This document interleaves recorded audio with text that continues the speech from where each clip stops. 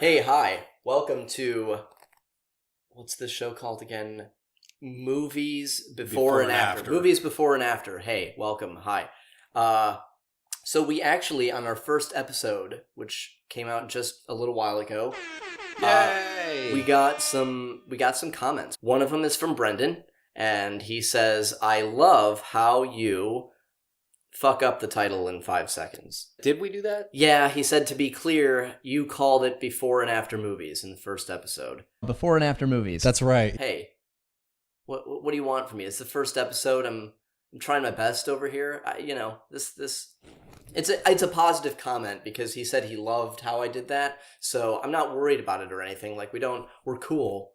Our mistakes are endearing. Yeah, I did it right this time though, right?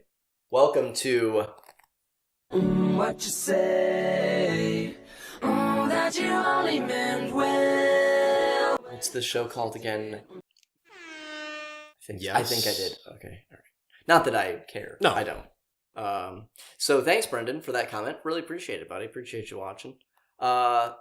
Kane Ritchie writes, hooked after the streep trashing, which What street trashing? yeah, the streep trashing. There was no street trashing in that at all. No! saying that she's the world's most highly paid community theater actress. The dingo took my baby! Is a compliment. It exactly. I mean, How many community theater actresses get paid at all? Yeah. Yeah. I mean, But you can always put it together. so that's the comments. Anyways, what are we doing this week? What are we doing this week? There's a couple things out. The Post is still out. Could always go see the Post. Hey, I want to see the Post. I want to see the Post. Yeah. I am all about that safe Oscar bait storyline. Yes. Newspapers make the most interesting movies 100% of the time. Who ever saw the end of Spotlight coming? Right. It's It not just, like it it blew was my widely mind. reported on or anything. Yeah, it's not like it was thoroughly embedded in our consciousness by that point. No, not at all. And so I'm guessing that the Post is going to have that same level of just cutting edge. Yes. You'll be sitting on the edge of your seat waiting to find out what happens. Yeah. The whole time. Well, because most of the audience is elderly, they probably forgot what happened. I mean, that is...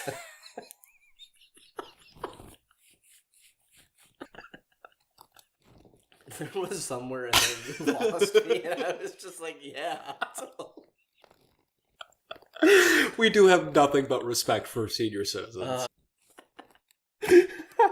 Yes. Truly. Including the elderly actress, Meryl Streep.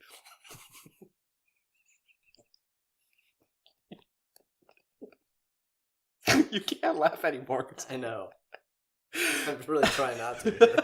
In all seriousness, though, fuck that. We're gonna go see Phantom Thread. Yeah. Which is the new Paul Thomas Anderson film. I'm walking in a little biased. I'm fucking psyched about A hair it. bit. I think I first saw Boogie Nights in 2006. You and I marathoned them not long after that. And that was a rough day, because we watched Boogie Nights. And then Magnolia. And then Magnolia back to back. Yeah, so you can imagine how that goes. Yeah, and I've just, There Will Be Blood is arguably, to me, it's one of the best films ever made. So Probably up in the top 5 or 10 movies of the last 25 years. I'm not saying that to be the edgy hipster. Nah, I completely hyperbole agree. guy. I think that time is going to be really, really kind to There Will Be Blood.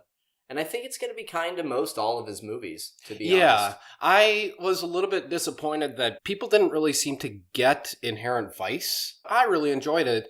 It was psychedelic. It was intriguing. Yeah. I never really knew which way it was going to go. Right. A lot of the criticism that the movie was getting is that the plot was too convoluted. And I think that was by design. The plot was meant to lose you. Kind of like Fear and Loathing in Las Vegas. Yeah. I think in a similar vein, you were supposed to get completely whirlwinded from what was going on and not be able to keep up. It's all shrouded in mystery, but you don't necessarily take away anything from solving it or really even know how you did, other than by stumbling there. Yeah, no, it was a trip down the rabbit hole, and the journey was more important than the destination. Yeah, and I gotta see that movie again because I've only seen it the one time. Oh, it was really good. It holds up really Yeah. nicely. I haven't seen The Master but one time. That one I've seen now like 3 times or so. I think like 3 or 4 times. I remember loving it. Yeah, I really like it, and I like that it's so draining. It's really a draining movie to watch, but again, I think that's all completely by design. I mean, Paul Thomas Anderson, whether you love his films or maybe even hate his films, he is pretty divisive in that way, but he knows what he's doing. Nothing is left to chance in one of his movies. Yeah. And as in terms of just like creative choice making, everything with him is very on purpose. Well, he's an extremely meticulous filmmaker. I would say probably more so from Punch Drunk Love forward, because you have Hard Eight is kind of a standard drama, so to speak. It just that it doesn't. It's not very flashy. It just tells a simple little story, and it tells it well. Yeah. But then you have Boogie Nights and Magnolia, which obviously he enjoyed Martin Scorsese's movies. That's an open secret. Yeah, I think he's like the first to tell you that. Yeah. Like he's willing to just totally wear that. And a lot of people give him flack for being extremely indulgent in that time period, doing the long takes and the crazy edits and the high energy. Yeah. I enjoy it, and I think as much as I love Martin Scorsese's film, and it's probably I'm sure to some degree that's like totally a generational thing, but I was always more influenced and more kind of engaged with like the Quentin Tarantino movies and the Paul Thomas Anderson movies. Like, even though I saw Scorsese do those tricks, when I saw Magnolia, that movie perfect time. It was the perfect time to see that movie, and in a weird way, it was with Boogie Nights too. When you're following artists, you tend to follow those that are just like a little bit older than you. And for me, a big part of it was that growing up, it was the Paul Thomas Andersons and the Quentin Tarantinos that I was watching. It wasn't until I was a little bit older that I noticed that they were influenced by the previous generation of filmmakers, and then I went back. I can't wait to hear Jonny Greenwood's score, because ever since Jonny Greenwood started working with Paul Thomas Anderson, the results have always been astounding. I think the soundtrack, the score of There Will Be Blood is just as much a character as any of the people in that movie, because it just turns that key. He really hits that dissonant mark, those kind of in-between tones with the grinding on the violin, and it's a positive example of noticing the soundtrack too, because that can go wrong when you notice the music can take you out of it, or it can push you further into it, which it did. Yeah. He is not using his go-to cinematographer for this one. He's not using any cinematographer for it. There's actually no credited cinematographers, what Wikipedia just told me. Yeah, so it's basically, from the interviews I've seen of him talking about the movie, it was him and another team of camera leads, and basically collaboratively they were all the cinematographer. So a lot of the press are kind of giving Paul Thomas Anderson all of the credit for the cinematography, but he himself has said in interviews, I know this, that he does not take credit for it. He takes credit for it in even share with a couple other people on the camera team. Takes credit in as much as everybody else should. Yeah. So, and I think I'm not exactly positive on this, but I'm pretty sure that the end credit slide is just like a camera team slide. So, we'll see how it goes. I'm, like I said, we're kind of going into this with high hopes, because it is a director who we both admire. And Daniel Day-Lewis's final film role. That is going to be really interesting to see, because, man, I don't think you are Daniel Day-Lewis and make that decision lightly. No. I don't think he would have known prior to Phantom Thread that he was done. Yeah. So he must have something in him. He found something, yeah.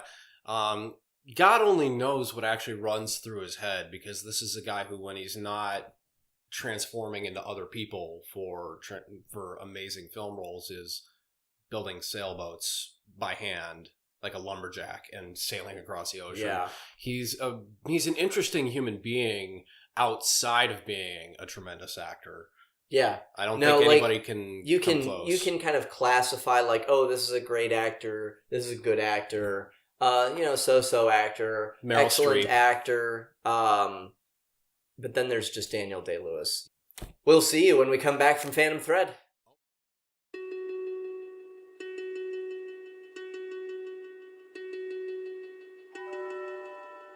You can sew almost anything into the canvas of a coat. When I was a boy, I started to hide things in the linings of the garments. Things that only I knew were there. Secrets. Good morning. Will you have dinner with me? Yes. I feel as if I've been looking for you for a very long time. You look beautiful. Very beautiful. I have things I want to do. Things I simply cannot do without you. Reynolds has made my dreams come true, and I have given him what he desires most in return. Every piece of me.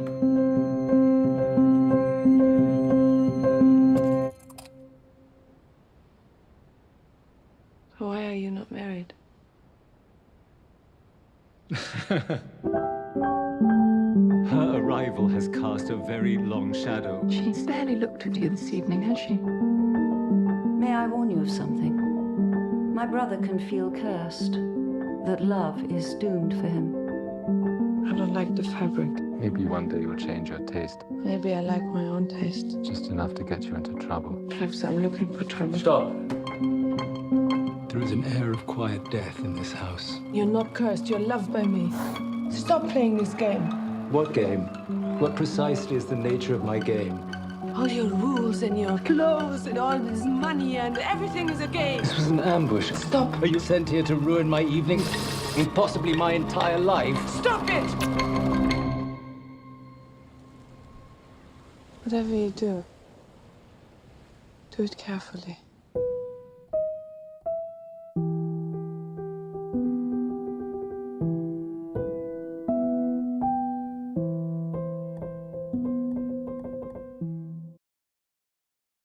All right, we're back from Phantom Thread.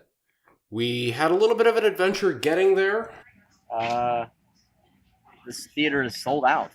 Phantom Thread is sold out. Do they have any tickets for the post? No. Well, I don't know. Should we go check? Here, hold on. I'm gonna go check. We are having to drive from Hilton Head to Pooler, Georgia. The theater on the south end of Hilton Head was sold out. They had one seat left. And I love you, Ben, but I'm not going to sit on your lap for 2 hours. So, yeah, looks like we're driving to the IMAX. I would have sat on your lap.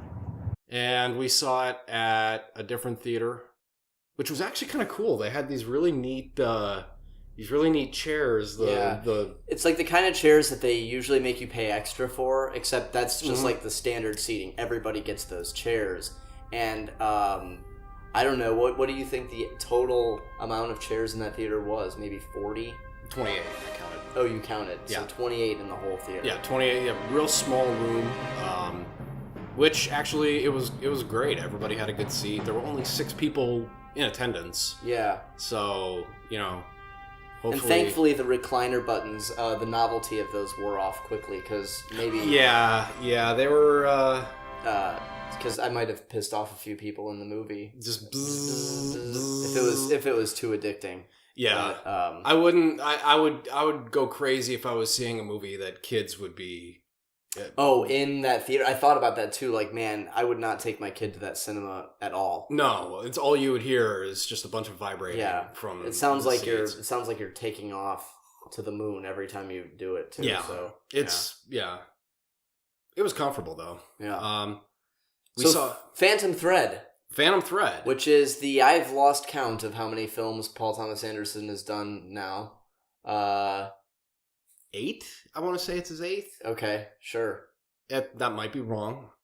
1 is Hard 8. 2 is Boogie Nights. 3 is Magnolia. 4 is Punch Drunk Love. 5 would be There Will Be Blood. 6 would be The Master.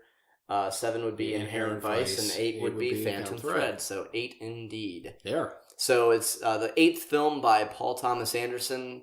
And already told you I was kind of going into this thing a little biased because I'm a huge PTA nut, and this one did not disappoint me. Not at all. No. I loved it. I loved every minute of it. Every frame. I wouldn't necessarily say it's a movie for everyone. There are large swaths of the population that just aren't gonna be down with it. Well, yeah, and I think to that effect, I would also say that I don't know how thorough I can be on this review because it's the kind of film that definitely demands a couple of viewings, even if you're totally on board with it on the first viewing. Yeah. I think to really be thorough about subject matter, you would have to do an actual in-depth analysis more so than just a first impressions critique. Because there's a lot going on here, and it's not straightforward. A lot's inferred, a lot's implied. Yeah. It's meant to draw, I think, more a feeling out of you. It's both like haunting, but also very mystical and carefree at the same time. It's whimsical, but it's menacing. Yeah. At the same time, which is kind of peculiar. Not a whole lot happens. It's not a very plotty, scripty movie at all. No. Long story short, here's the synopsis for you. A whole movie, a dressmaker falls in love with a woman, and they have a turbulent relationship, and you learn some things about both of them. Yeah. Yeah, well, and I think, too, it's implied that maybe he doesn't necessarily at first fall in love, but he finds, in a way, a new subject for his dressmaking, but that also might be able to kind of fill that void in his life as well. I feel as if I've been looking for you for a very long time. It's not like maybe some of the typical disturbed man introvert type of stories that you'd see. He's not like a sexual deviant. He's not like trying to get these women in bed. In fact, the first night he takes Alma out and he gives her a separate room. He gives her a separate bedroom, and he says, "I'll wake you up in the morning." And he's really more interested in his work and in his dressmaking.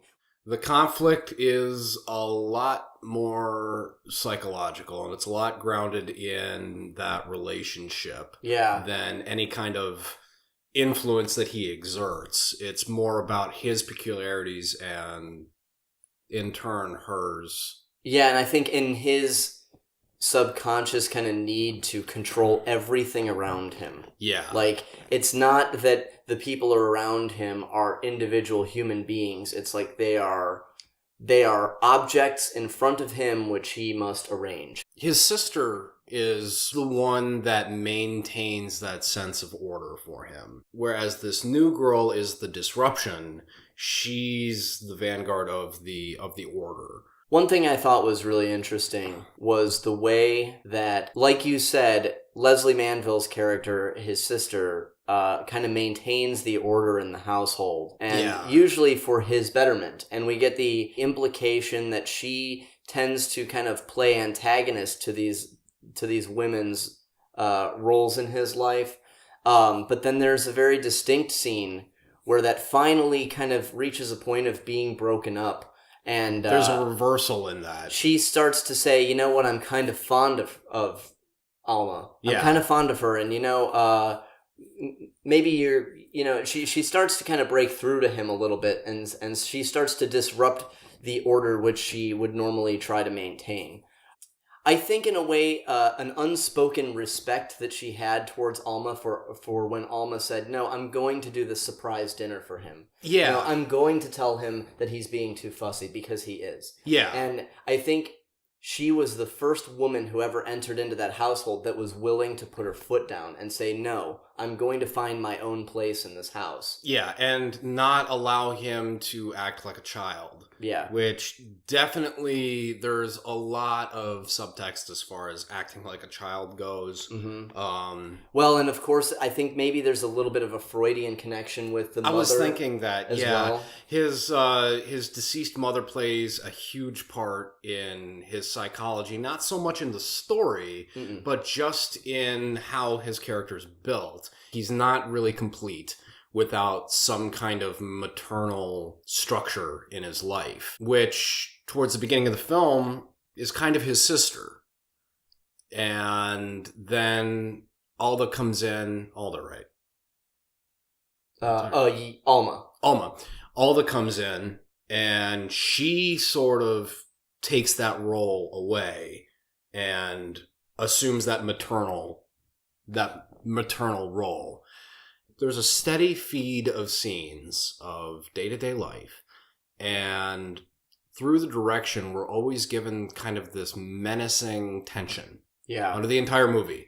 And I've never felt so tense and like things were just going to break out at any minute, be it an argument or something, from nothing. You know, it's over breakfast. Right. And there's a lot of ways that Paul Thomas Anderson did that. Great use of sound effects for little things like spreading toast too loudly. And he really plays with those sound effects at the breakfast table to just highlight how annoyed Daniel Day-Lewis is with this other presence in his life, is that every little sound she makes is just enormously impactful, you know, and it pulls him completely out of his bubble. And there's a lot of tension that gets mined from that. I was leaning forward in a movie where nothing happens. Essentially nothing happens. It's incredible because it really is. It's the kind of film, to be honest, that makes me want to go home and write, because Paul Thomas Anderson has his thumb clearly on the pulse of drama, and he knows how to write a good drama. And one of his influences, self-proclaimed influences, is David Mamet, who's also a hero of mine. Yeah. And it's really interesting because, you know, one of David Mamet's cornerstones of how he writes is he's kind of always thinking about who wants what from who, what happens if they don't get it, and why now. And he utilizes that to drive every scene. He uses that to motivate every single character. And in this film, there's really none of that. There's really none of the, like, there's no tangible thing you can point at and say, that's what he wants. There's our conflict because he wants it and he's not getting it. He is the epitome of the struggling artist hanging out. The world's greatest dressmaker. And by the way, I know nothing about fashion, but I can tell you the dresses that he designs are incredible. Gorgeous. I've never appreciated fashion before ever in my life. Fucking look at me. But somehow he made that translate to a dumb guy who can only see 4 colors. Yeah. You know? And I think part of that may have been the way the movie was photographed and the way the movie was sound designed.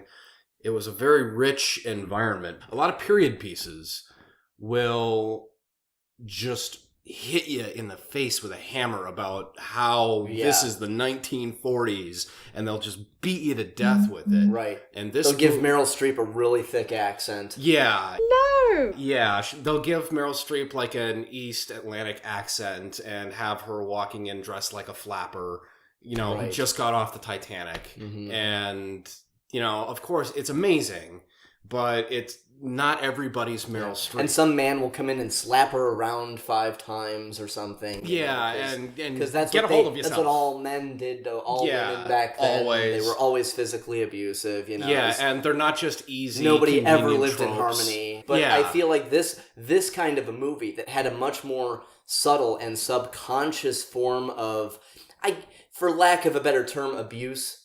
Yeah, but. Yeah, there's a lot of abuse so much going on, real and none tangible. of it's, nobody lays a hand on anybody. No. But there's a lot of, I guess the term is gaslighting, where you intentionally sow the seed of doubt in somebody else's mind about whether or not they're fully with it, whether they're psychologically okay. Yeah. And everybody's doing it. You know, and it would be really easy to say like, oh, he's manipulating her because he's the world famous dressmaker, or she's manipulating him because she's the woman from nowhere who's, you know, got him by the collar. But Neither of them had each other by the collar. No. They were trying to, but it Yeah. wasn't working out. And the power shifts just barely between them. Mm-hmm. And just when everything is, when they're so evenly matched, every scene becomes a duel. Yeah. You know, and even if it's just, can you make breakfast quieter? Or please don't surprise me when I come home from my walk with a fancy dinner I wasn't expecting. These are simple things, but the way it was presented made it feel like no courtroom drama has ever been as tense with just language. Yeah. Just language and expression. And speaking of courtroom drama, I thought it was kind of interesting because a few things aside, this movie pretty much took place in like one location. There's a couple other locations. But, yeah, it did. Yeah. As meticulous as the work, the craftsmanship of the film is, and how like on point and purposeful every single thing he's doing with the camera and the editing is. The screenplays feel stream of consciousness. You can't just show up on set and set up the camera an hour before the first shot and then just shoot it. And no problem. Go tape your marks down and we'll just wing through this thing real quick, no problem. Here's your lines for the day, and cut print will be done by lunch. But I mean, he doesn't. By no stretch, he doesn't seem like a time waster either. I'm sure he doesn't sit there and do a million takes if he doesn't need them. It's just... No, but I'm sure the table read was more intense than pretty much anybody... Well, and that's what you would... I think that's kind of what you need in a Paul Thomas Anderson film, because he, very much like Aaron Sorkin or David Mamet even, there's just... They know how to capture these, like, subtle inconsistencies that actually happen when human beings talk to each other. I don't know how much of that is written down in Paul Thomas Anderson's case, and how much of it is just the actors, having a little trip up and he rolls with it because that's the environment that he creates on set. I can't say. I've never, I don't know. I have no anything way to find out. I would love to know this guy's process, though. Yeah.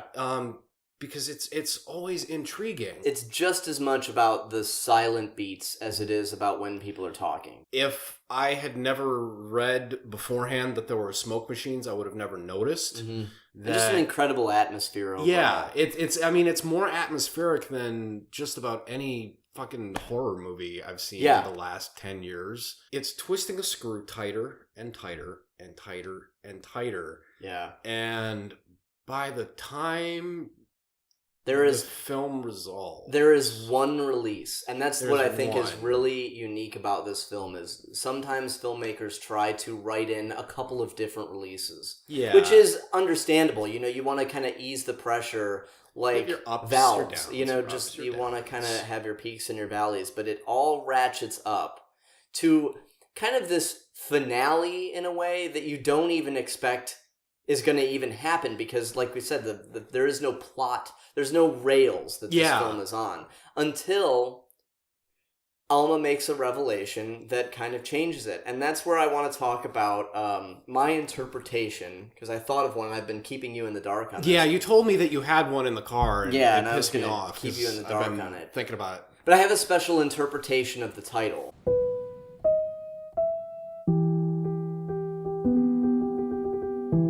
So at one point in the film, and I remember being very intrigued by this in the trailer, because the line is there in the trailer as well, but in the film there's a line where he says... When I was a boy, I started to hide things in the linings of the garments. Things that only I knew were there.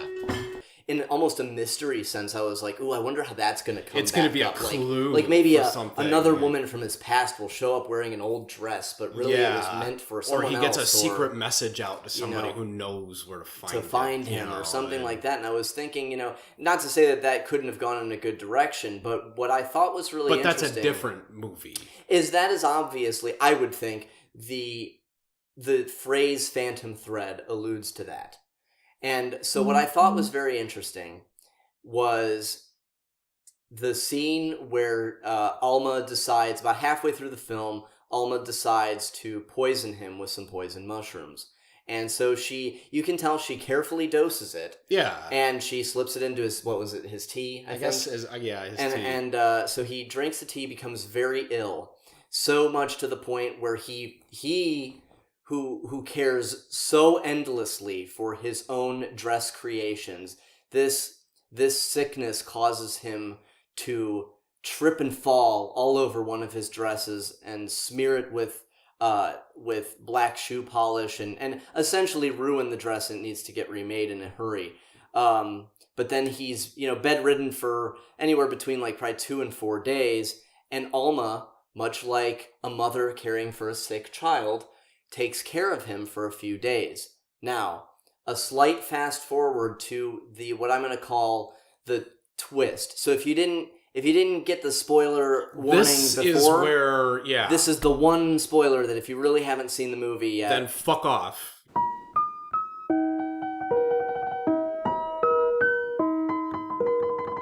What happens is at the end, this relationship just has been doing this the whole time, and despite them getting married, it's still doing this all the time. And finally it happens that she prepares a poison mushroom meal right in front of his eyes, and he watches her do it, and he knows.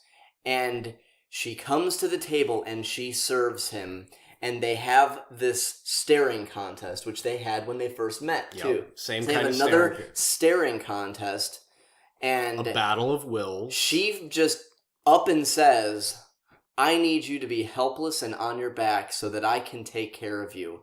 If you now remember back to when she was taking care of him from being ill the first time, he was also seeing visions of his mother. And he was seeing her coming and going. He's seeing a ghost. At the conclusion of her telling him this and revealing that this is what she wants to do to him, he says, "Kiss me before I get sick." And he's down, because you almost think, well, he's gonna deck her in the face, he's gonna stab her with a fork. This can't end well, but beat her to death with a bowling ball pin. But in fact, it is exactly what he wanted from her, and he says, "Kiss me before I get sick."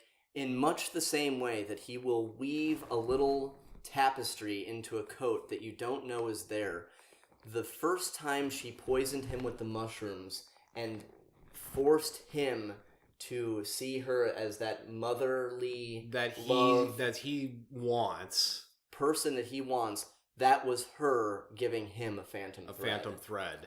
And so she was weaving that into him, so that when this moment comes where she cooks this in front of him and says, "Hey, buddy, let me lay it out to you. I want to see you weak to your knees. Because I need it." She had already planted that thread in him, and he now was dependent on it like a drug. Yeah. And they lived happily ever after? Maybe? Ish. Yeah. They have their ups and downs. They have a kid.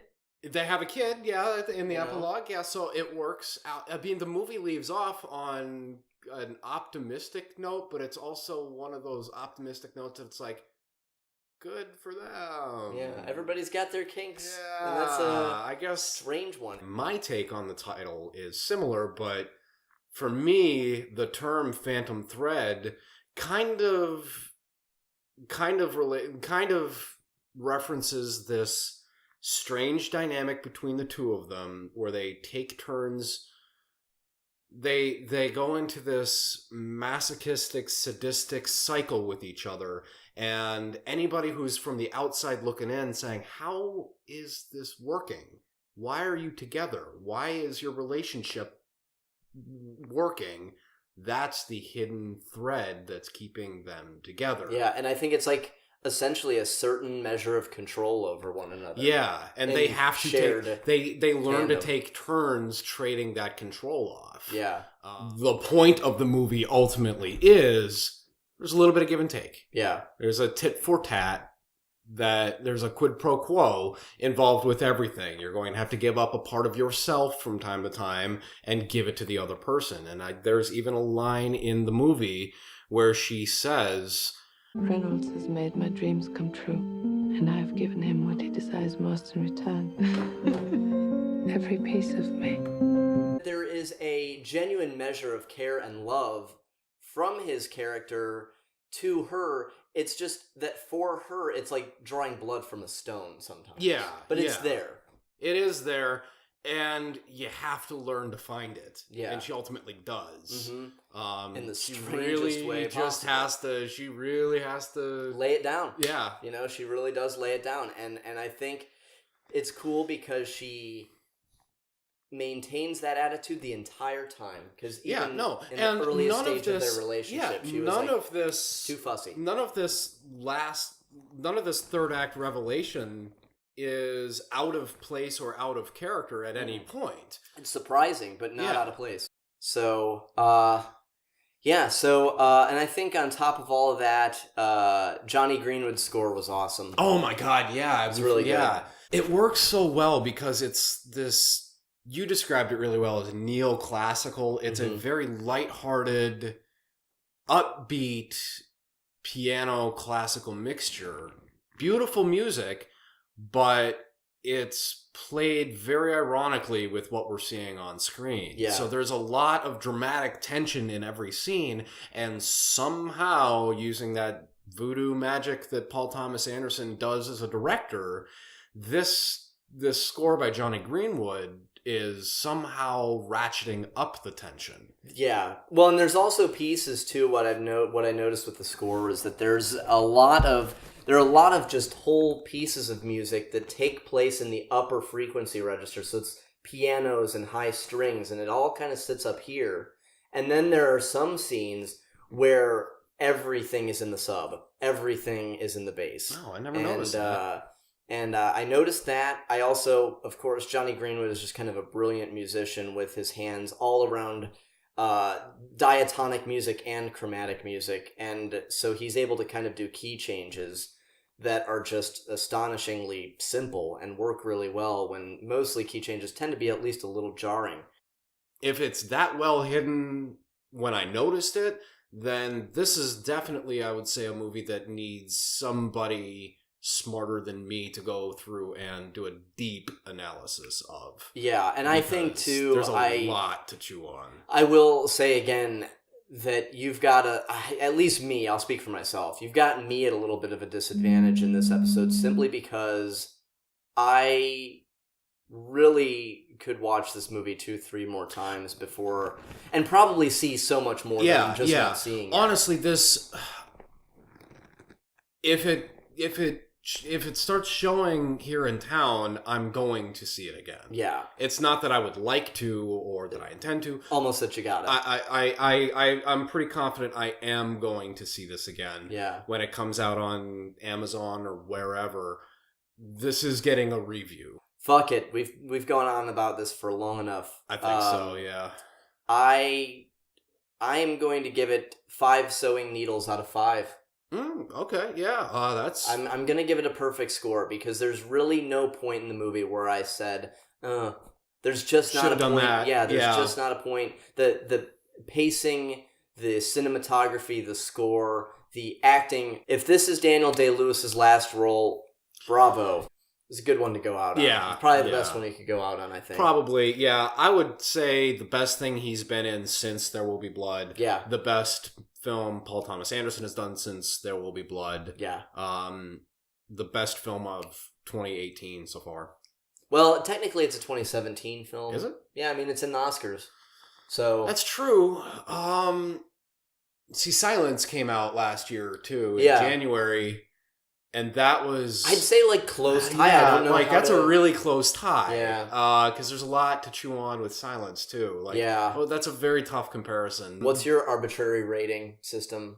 I would give this film 10 breakfast sausages out of 10. So, sorry for... we do eventually want to have some movies that really divide us. And we're on the same page. And create conflict. And we're on the same page. We're working on it. But man, this movie was good. And we're on the same page. We'll see you before and after another movie sometime soon.